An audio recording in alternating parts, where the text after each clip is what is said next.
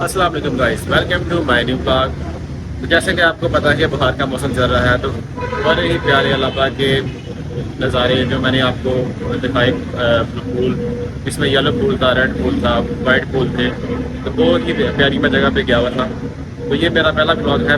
मेरा नाम है कामरान शम्स, मेरे चैनल का नाम है मसूम लाइफ। तो आपसे रिक्वेस्ट है, दुनिया में आप जहाँ भी मेरे चैनल को देखें, पाकिस्तान में देखें, जहाँ भी आप वर्ल्ड में देखें, आप मेरी वीडियो को लाइक करें, सब्सक्राइब करें, ताकि मेरा 1000 सब्सक्राइबर और 4000 पार्ट टाइम मुकम्मल हो जाए।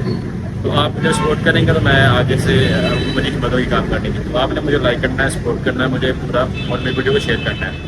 तो मेरी छोटी सी वीडियो पसंद आए तो लाजमी लाइक कर दीजिएगा।